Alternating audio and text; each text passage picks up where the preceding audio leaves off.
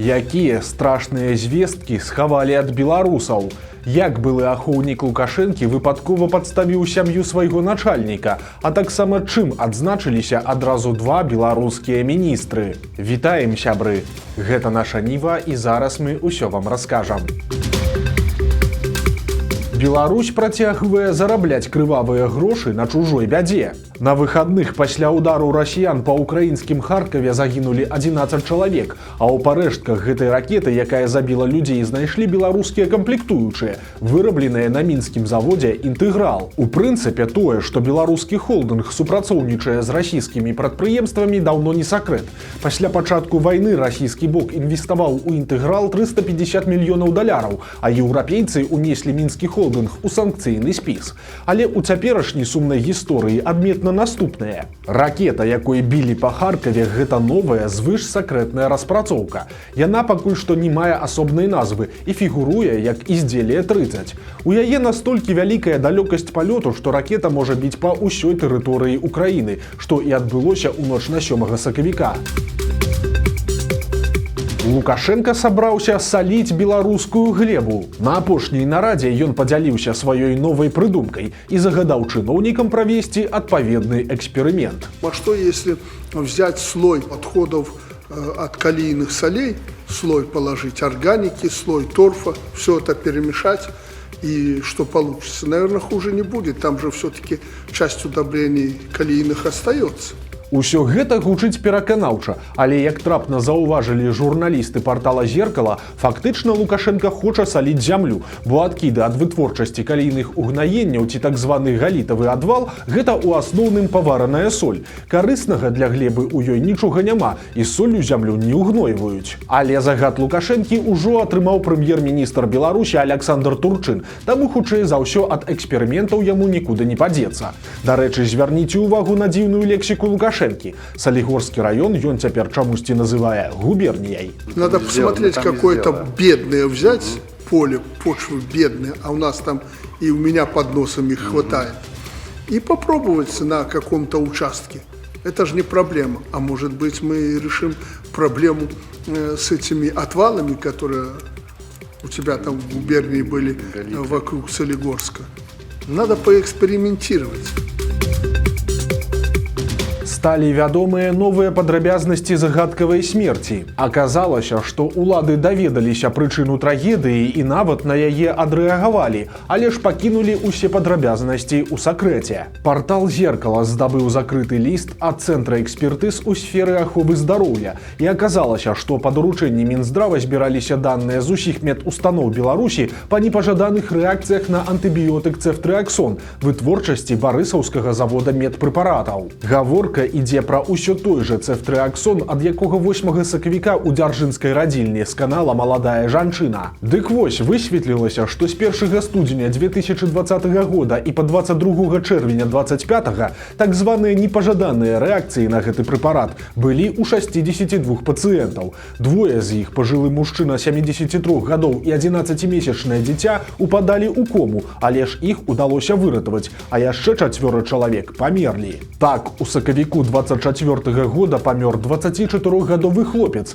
якога лячылі ад сінусіта пасля аперацыі па выпраўленні насавой перагародкі. Мяркуючы па інфармацыі з дакумента, хлопец страціў прытомнасць на працягу некалькіх секунд пасля уколу цэфтрыаксона. Яго рэанімавалі 1,5 гадзіны, але ж выратаваць не змаглі. А вось за першыя паўгода 25-га пасля ўвядзення цэфтрыаксона памерлі ажно трое. 68-гадовы мужчына, які меў хранічную абструктыўную хваробу лёгкіх, сканаў у красавіку. Прычынай стаў анафілактычны шок, выкліканы увядзеннем усё таго ж цэфтрыаксона. 57-гадовы мужчына, якому лекі прызначылі праз ускладненні пасля аперацыі, сканаў у чэрвені. Пасля увядзення таго ж антыбіётыка яго стан рэзка пагоршыўся. Яго забралі ў рэанімацыю, але ж выратаваць таксама не змаглі. Аднак самым рэзанансным выпадкам стала смерць 14-гадовай школьніцы з Ельска у маі ўсё таго ж 2025 года. Тады следчы камітэт праводзіў праверку, але ж афіцыйна прычыну трагедыі не агучваў. Мяркуючы па дакуменце цэнтра экспертыз, у мясцовай бальніцы дзяўчынцы якраз і паставілі кропельніцу з цефтрыаксонам. Ужо праз пару хвілін малая пацыентка адчула сябе вельмі дрэнна, а затым упала ў кому. Яе рэанімавалі цягам 10 гадзін, і за гэты час у дзяўчыны 8 разоў спынялася сэрца. У выніку яна сканала. Цяпер таксама высвятляецца, што ў трагедыі з гібеллю школьніцы быў працяг, пра які улады вырашылі не паведамляць. У Беларусі цефтрыаксон выпускае барысаўскі завод медпрэпаратаў. Менавіта яго прадукцыю выкарыстоўваюць у медустановах па ўсёй краіне. Журналісты партала «Зеркала» цяпер даведаліся, што пасля смерці школьніцы ў Ельску Міністэрства аховы здароўя прыпыняла продаж і прымяненне цефтрыаксона ў сувязі з тым, што існуюць рызыкі для здароўя пацыентаў пры медыцынскім прымяненні лекавага прэпарата. Адпаведны ліст нават разаслалі па беларускіх бальніцах і аптэках, але ж публічна пра гэта не паведамлялася. Прычым Лукашенка, які так любіць распякаць на сваіх нарадах усіх на свеце і за ўсё запар, пра гэтыя праблемы маўчыць. Былы ахоўнік Лукашэнкі знайшоўся пад крылом сяброўкі яго сына і, магчыма, выпадкова спаліў сакрэтны бізнес сваіх апекуноў. Дмітрый Храптовіч яшчэ ў 90-х скончыў акадэмію міліцыі, а пасля перайшоў на службу ў КДБ, адкуль трапіў у службу бяспекі Лукашэнкі. У студзені 10-го года ён разам з лукашэнкаўскай нявесткай Ліліяй лятаў у Варшаву і назад у Мінск. У той час Храптовіч быў супрацоўнікам кашалька Лукашэнкі Владзіміра Півціева ў кампаніі БТ Тэлекамунікацыі. Потым след сілавіка згубіўся, але ж цяпер выданне бюро даведалася, што далёка ад сям'і Лукашэнак ён не адышоў. Цяпер Храптовіч працуе ў фірмах Людмілы Няронскай, якая блізка сябруе з Віктарам Лукашэнкам і яго жонкай Ліліяй. Па інфармацыі расследавальнікаў, Храптовіч працуе ў фірмах «Марскія сезоны» і «Марскія промыслы», а таксама уваходзіць у рэвізійную камісію саюзных рыбных промыслаў. Гэта найбуйнейшы актыў Няронскай ва Уладзівастоку. У журналістаў бюро атрымалася звязацца з Храптовічам па тэлефоне.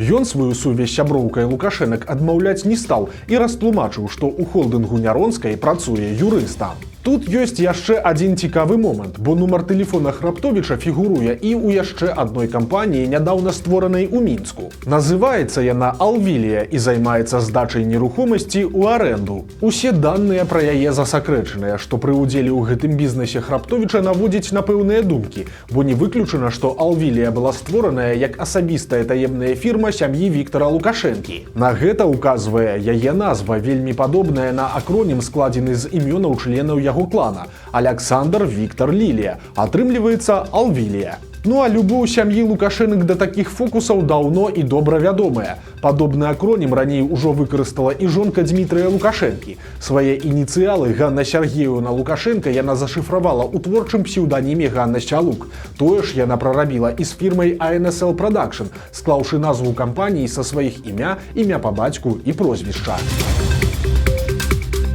Кранальная гісторыя адбылася ў Мінску. Там школьнік праспаў свой прыпынак, але ж кіроўца аўтобуса давёз яго дадому. Гэтую гісторыю распавяла мама юнага пасажыра. Яе сын ехаў на 124-м аўтобусе дадому са школы і задрамаў, а калі прачнуўся, зразумеў, што яго прыпынак ужо праехалі. Як на злосць, у той дзень хлопец забыўся дома свой мабільнік, таму малы падышоў па дапамогу да кіроўцы, і яго рэакцыя аказалася нечаканай. Замест таго, каб проста высадзіць дзіця на бліжэйшым прыпынку, мужчына хутка паабедаў на канечнай, пасля чаго адвёз школьніка проста да яго прыпынку. Такі ўчынак скарыў беларусаў, і цяпер людзі масава просяць Мінск-Транс, каб кіроўцу таго аўтобуса знайшлі і падзякавалі яму за дабрыню.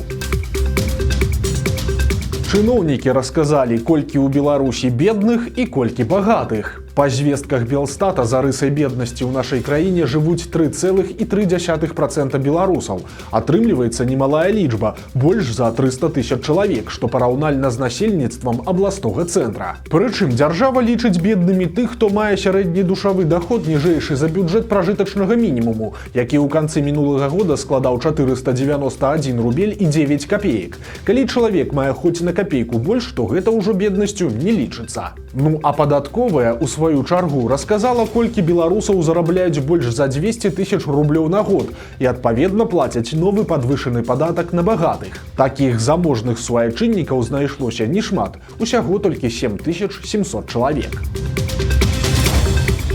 Дзіўная логіка беларускіх чыноўнікаў. Аказваецца, што айчынную прадукцыю мала купляюць, бо моладзь у нас няправільна выхаваная. Міністр антыманапольнага рэгулявання і гандлю Беларусі Артур Карповіч заявіў, што адной з галоўных прычын змяншэння долі беларускіх тавараў у гандлі з'яўляецца свядомасць нашых людзей. Здесь вопрос в воспитании нашего младшего поколения, в воспитании наших деток, в воспитании молодежи, которые зачастую отдают предпочтение брендам известным, мировым, не думая, что где-то это подделка, да, вот гонится за модой. Міністр таксама дадаў, што калі людзі купляюць беларускія тавары, то грошы застаюцца ў краіне і працуюць на яе эканоміку. Калі ж пакупнікі бачаць хібы ў беларускіх таварах, то яны, на яго думку, павінны паведамляць пра гэта вытворцам, каб тыя маглі палепшыць сваю прадукцыю.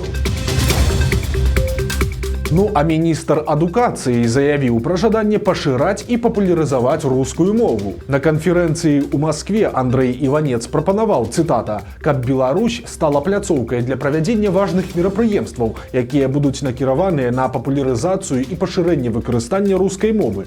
Таксама чыноўнік запэўніў, што Беларусь будзе самым актыўным удзельнікам міжнароднай арганізацыі па рускай мове. Ну а як пашыраць сваю беларускую мову, ідэй ці прапаноў у міністра, напэўна, няма.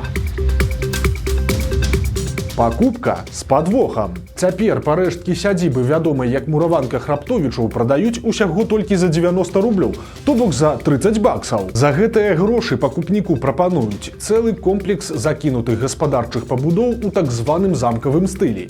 Вежы, цагляныя фасады і масіўныя сцены. Да таго ж і гісторыя гэтых будынкаў вельмі цікавая. Яўхім Храптовіч быў адным з прагрэсіўных памешчыкаў канца 18-га, пачатку 19-га стагоддзяў. Ён яшчэ да адмены прыгоннага права вызваліў сялян, даў ім адукацыю і навучыў весці гаспадарку. У сямейства была свая сядзіба ў аграгарадку Шчорсы, а ў кіламетры ад яе ў пачатку 19-га стагоддзя быў пабудаваны гэты гаспадарчы двор, які і атрымаў назву Мураванка. Там выраблялі сыр па швейцарскіх тэхналогіях, працавалі маслабойня і лесапільня, а таксама разводзілі коней. Цяпер жа ад калісьці славутай мураванкі засталіся амаль што руіны. І тут ёсць важны нюанс. Аб'ект не ахоўваецца дзяржавай, але участак мае гісторыка-культурнае значэнне, таму пакупніку трэба будзе выканаць пэўныя умовы. Дзейнасць на аб'екце трэба пачаць не пазней, чым праз 2 гады пасля куплі. Рэканструкцыю варта пачаць не пазней за 5 гадоў. Калі гаспадар вырашыць ператварыць руіны ў жыллё, то зрабіць гэта яму трэба на працягу 7 гадоў. Калі ж новаму гаспадару не ўдасца выканаць усе гэтыя умовы, то прыйдзецца добра заплаціць, бо рэальны ацэначны кошт аб'екта складае 297 662 рублі. Калі пакупнік не выканае прад'яўленыя дзяржавай умовы, то розніцу паміж цаной куплі і ацэначным коштам прыйдзецца вярнуць у бюджэт, то бок заплаціць беларускай дзяржаве 200 000 беларускіх рублёў з хвосцікам. Вось такія навіны серады. Подписывайтесь на канал, ставьте лайки альбо дизлайки и выказывайте заўвагі ў каментарах. И, конечно, читайте нашу Ниву, глядите нашу Ниву и любите Беларусь. До сустрэчы заўтра.